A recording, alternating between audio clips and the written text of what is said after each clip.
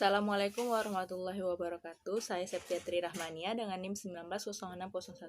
Di sini saya akan menjelaskan tentang aliran sisi penawaran.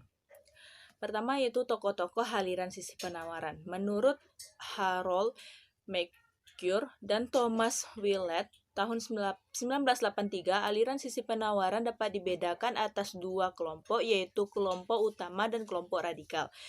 Kelompok aliran utama diwakili oleh Martin Feldstein dan Michael Boskin. Mereka menekankan perlunya insentif pajak dalam memacu pertumbuhan ekonomi lewat dampaknya terhadap tabungan dan investasi. Mereka juga banyak menganalisis dampak perubahan pajak terhadap penawaran labor serta dampak program keamanan sosial terhadap jumlah tabungan. Kedua adalah kelompok radikal. Mereka menyatakan bahwa pemotongan pajak akan memberikan dampak positif terhadap tabungan, investasi, dan penawaran tenaga kerja, serta penerimaan total yang lebih banyak dari pajak. Tokoh kelompok ini adalah Arthur Laver dan George Gilder, serta anggota Kongres Jack Kemp. B. Perbedaan pandangan Keynesian dan monetaris. Pada tahun 70-an terjadi debat antara kubu Keynesian dengan kubu monetaris. Perbedaan itu tentang gejala dan masalah ekonomi untuk mengatasi masalah yang dihadapi.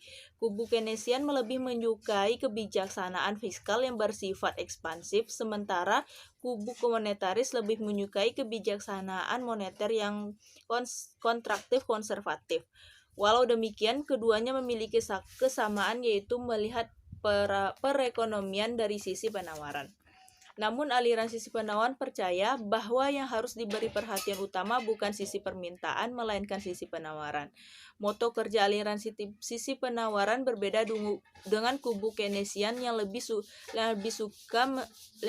suka melakukan fine tuning. Bagi pakar aliran sisi penawaran, lebih baik meningkatkan pendapatan nasional melalui pemanfaatan sumber daya penuh daripada mencoba menekan atau meredakan fluktuasi ekonomi. Kesempatan kerja penuh sangat besar, artinya bagi pemikir aliran sisi penawaran. Perbedaan lainnya yaitu menggunakan jangka analisis. Aliran sisi penawaran menekankan kebijakan pertumbuhan jangka panjang dan dengan mempromosikan kesempatan kerja penuh dan perubahan teknologi. Sementara kubu Keynesian menggunakan analisis jangka pendek. Yang terakhir yaitu C. Program penurunan pajak dan anggaran berimbang. Para pakar analisis sisi penawaran percaya bahwa pemotongan pajak tidak akan menyebabkan berkurangnya produksi nasional, tetapi justru akan meningkatkan lebih jauh. Mereka menjamin pemotongan pajak tidak akan mengurangi penerimaan pemerintah dalam total pajak yang dikumpulkan.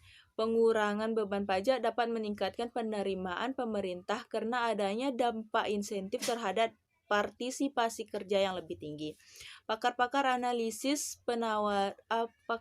aliran sisi penawaran percaya bahwa program pemotongan pajak akan menguntungkan semua pihak. Pekerja memperoleh pendapatan sesudah pajak yang lebih tinggi, pemerintah juga memperoleh penerimaan total dari pajak yang lebih besar. Jam kerja yang lebih lama berarti output nasional akan meningkat dan perekonomian akan berkembang. Salah satu cara untuk membatasi pengeluaran pemerintah ialah dengan mengurangi pemasukannya.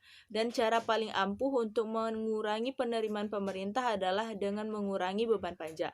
Secara sederhana, daripada mengumpulkan pendapatan dari pajak untuk membelanjai program-program pemerintah yang tidak efektif hasilnya, lebih baik memberikan dana tetap berada di tangan masyarakat, dengan dasar kepercayaan bahwa tiap orang rasional dan tahu apa yang terbaik untuk meningkatkan kesejahteraan masing-masing. Sekian video presentasi dari saya. Wassalamualaikum warahmatullahi wabarakatuh dan terima kasih.